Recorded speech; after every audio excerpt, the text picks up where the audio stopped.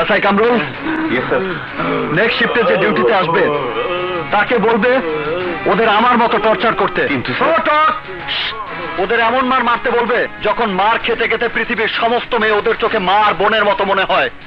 And that's my order. Yes sir. Miss Nadi, শুনলেন তো sir কি বলে গেল? ইয়েস, স্যারের অর্ডার আমি শুনেছি, আর এখন তা পালন করব। লাঠিটা দিন। নিন।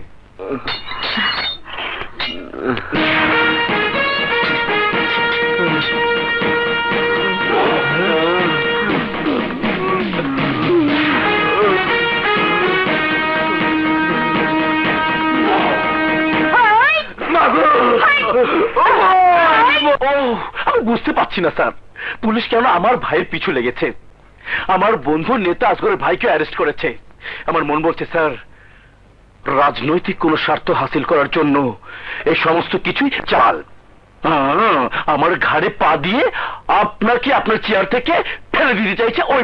এখন কি করা যায় বলে মনে করেন আপনি সওদাগর?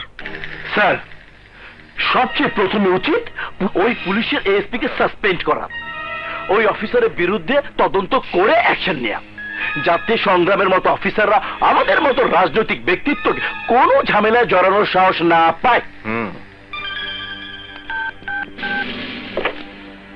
হ্যালো, এএসপি সংগ্রাম এসেছে, সেন্ড হিম ইন।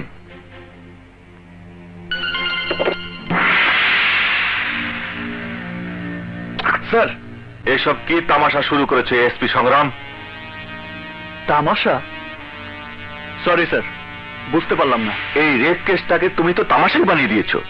সওদাগর সাহেবের ভাই একটা 9 বছরের মেয়েকে রেপ করেছে, তাতে হয়েছেটা কি? কি এমন জাতীয় সমস্যা হয়েছে যাকে তুমি এত বড় ইস্যু বানাচ্ছ? স্যার, একটা 9 বছরের মেয়েকে বন্ধুদের নিয়ে রেপ করা, তাকে খুন করার চেষ্টা করা কি কোনো সমস্যা নয় স্যার? না, কোনো সমস্যাই না। এক্ষুনি ওনার ভাইকে ছেড়ে দাও। বাংলাদেশের যে কোনো মেয়েকে রেপ করার স্বাধীনতা ওনার ভাইয়ের আছে। আর যেদিন রেপ করার মতো মেয়ে না পাবে, সেদিন তুমি আর আমি আমাদের ঘরের মেয়ে অথবা বোনকে ওই পশুটার হাতে তুলে দিয়ে আসবো। কেননা আমি আর তুমিও পুলিশের এসপি নও, আমরা দুজন তো ওনার ভাইয়ের দালাল। স্যার, এসব আপনি কি বলছেন? মিস্টার সওদাগর, রাজনীতি আমিও করি। আমি স্বীকার করি যে আমার চরিত্র দুধের দোয়া তুলসী পাতা নয়, কিন্তু দুধ আর পানির পার্থক্য আমি ভালো করেই বুঝি। How dare you! আপনার সাহস কি করে হলো এমন একটা পশুর জন্য আমার কাছে তদবির করতে আসার? এসপি সংগ্রাম, তুমি যদি তোমার মায়ের দুধ খেয়ে থাকো, তাহলে যতদিন ওনার ভাইয়ের শাস্তি না হচ্ছে ততদিন তার পিছু ছাড়বে না। যদি সুযোগ পাও তাহলে এমন শাস্তি দেবে যাতে সওদাগর সাহেবের ভাইয়ের তার মায়ের দুধের কথা মনে পড়ে। Thank you sir. Now mister Saudagar, get lost. বেরিয়ে যান আমার অফিস থেকে। ভবিষ্যতে আমার বাসায়, আমার অফিস বা আমার পার্টির কোন অফিসে আপনার চেহারা আমি দেখতে চাই না। আউট! গেলাম স্যার। না না উকিল, না না, কিছুতে আর সহ্য করা যাচ্ছে না। যেভাবেই পারো এসপির ব্যবস্থা একটা করো, তুমি করো। মানে আমি বলছিলাম কি, আপনি একটা কিছু ব্যবস্থা করুন। কিছু তো অবশ্যই করব, তা না হলে সওদাগরের উপর দাবার চাল চলতেই থাকবে। চাল বন্ধ করতে না পারলে ওই এসপি আমাদের সে সুযোগও কোনো দিন পাবে না। ভোলা। জি বাবজান। পিচ্চি সোহেলকে আমার চাইনিজ রেস্টুরেন্টে পাঠিয়ে দে।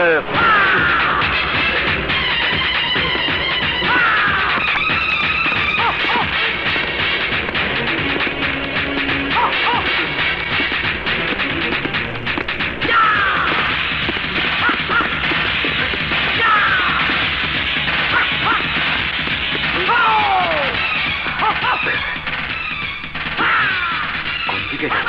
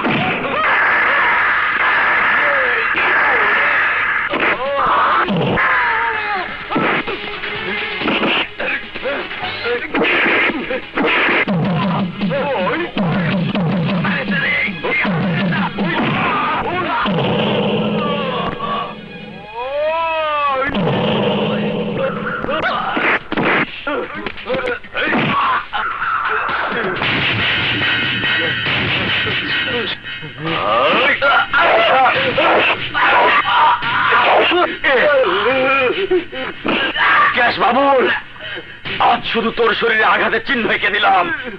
ভবিষ্যতে যদি আর কোনোদিন আমার এলাকায় চাঁদাবাজি করতে আসিস, তাহলে তোকে জিন্দা কবর দিয়ে দেবো। ভাই, কিরে বলো তুই? বাজান তোমারে খবর পাঠাইছে। উনি কোথায়? ওনার রেস্টুরেন্টে।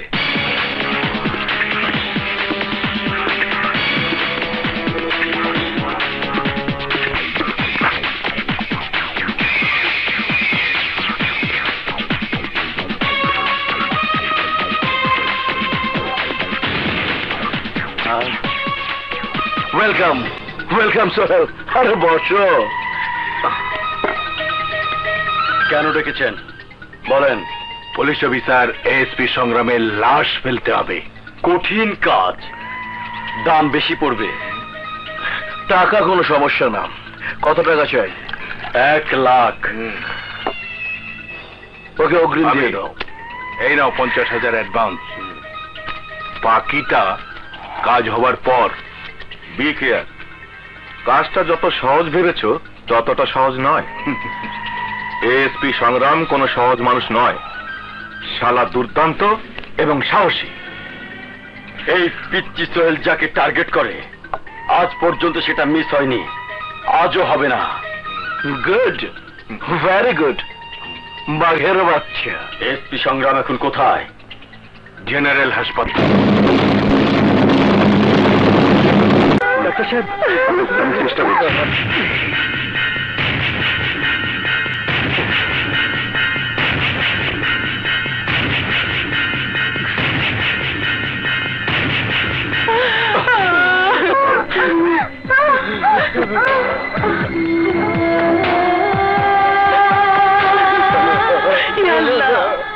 তোমার দিলে কি রহম নাই?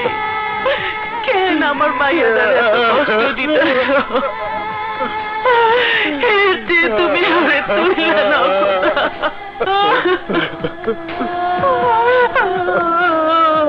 সন্তানের মৃত্যু কামনা করতে নেই, মরবে তারা যারা ফুলের সর্বনাশ করেছে। কিন্তু তাগো বিচার কে করব?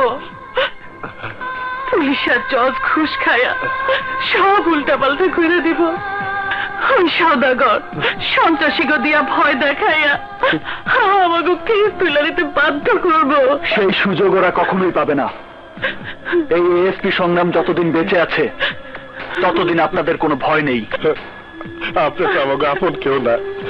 আপনি আমাকে লাগে এত কিছু করবেন, আমরা টাকা পয়সা দিবা পারুম না। টাকা পয়সা আমি জানি পুলিশটা ঘুষ খায়, কিন্তু আমিও প্রমাণ করে দেব সব পুলিশ অফিসার ঘুষ খায় না। ফুলের উপর যারা পাশবিক নির্যাতন চালিয়েছে তাদেরকে ফাঁসির দড়িতে ঝুলানোর জন্য যদি আমার মৃত্যুও হয়, তবু আমি পিছপা হব না।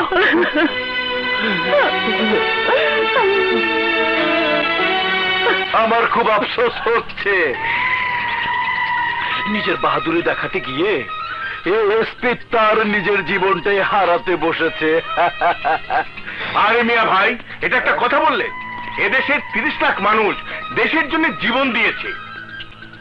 আর এসপি সংগ্রাম তার দায়িত্ব পালন করার জন্য নিজের জীবনটা দিতে পারবে না? পারবে, পারবে, এবং আজকেই জীবনটা দিতে হবে। যার নাম পিচ্চি সোহেল।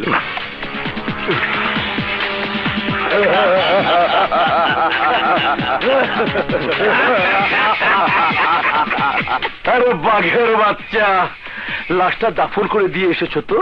সংগ্রামের লাশ আপনারা কোনোদিনই পাবেন না। এই, তুই টাকা নিয়েছিস সোহেল? এই নে তোর টাকা। আর একটা কথা মনে রাখিস, এই পিচ্চি সোহেল কখনো সৎ মানুষের জীবন কেড়ে নেয় না।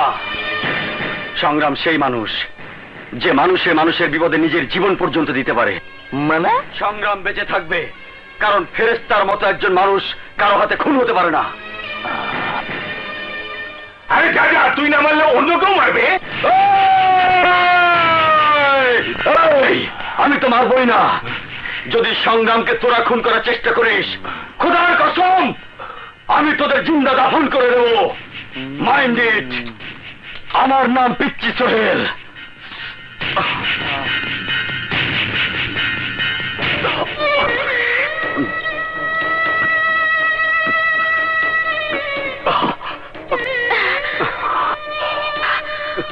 ডলি, বোতল দে, আমি না। আরো মদ খাবো।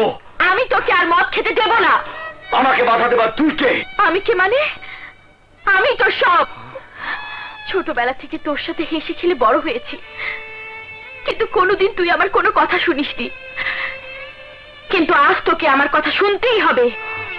খালা মারা যাবার সময় তোর হাত আমার হাতে রেখে বলেছিল, ডলি, ওর হাত তুই কোনোদিন ছাড়িসনি। খালাকে দেওয়া ওয়াদা আমাকে পালন করতেই হবে। গুন্ডামি করে, মাস্তারি করে তুই নিজের জীবনটা ধ্বংস করতে পারিস না। কেন পারবো না? কে বাধা দেবে আমাকে? আমি বাধা দেব তোকে। তুই ভুল করছিস ডলি। না, আমি ভুল করছি না। আমি যা করছি তা ঠিকই করছি। না ডলি, না। আমার এই অভিশপ্ত জীবনের সাথে তোকে জড়িয়ে তোর জীবনটা আমি নষ্ট করতে পারবো না। তুই চলে যা। না, আমি যাব না। আজ তোর সাথে ফয়সালা করি, তারপর যাব। ফয়সালা? হ্যাঁ, ফয়সালা। আজ আমার ভালোবাসা তোকে গ্রহণ করতেই হবে। Dolly,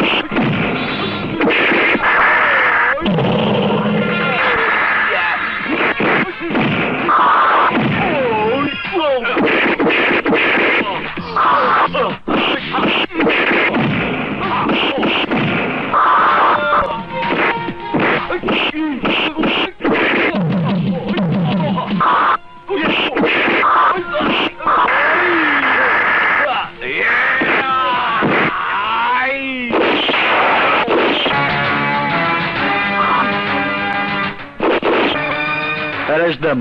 Yes, sir.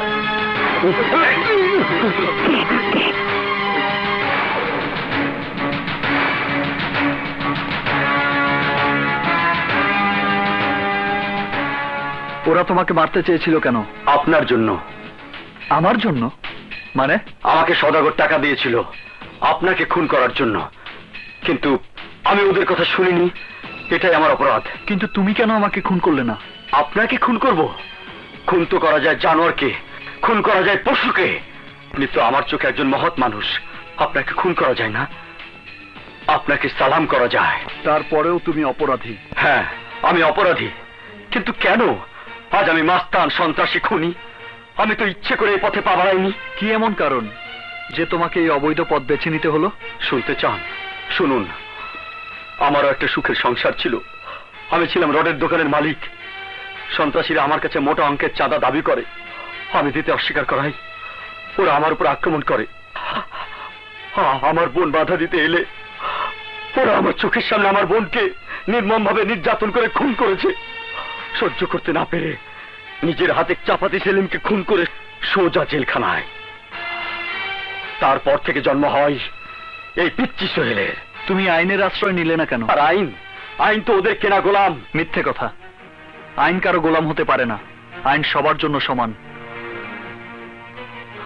তুমি নিজেকে আইনের হাতে তুলে দাও, দেখবে আইন তোমার উপর অবশ্যই সুবিচার করবে। আপনি চাইলে আজই আমি আইনের কাছে আত্মসমর্পণ করব। শুধু আত্মসমর্পণ নয়, আপনার জন্য আমি আমার জীবনও দিতে পারি। তবু ওই অপরাধীরা যেন কিছুতেই বাঁচতে না পারে।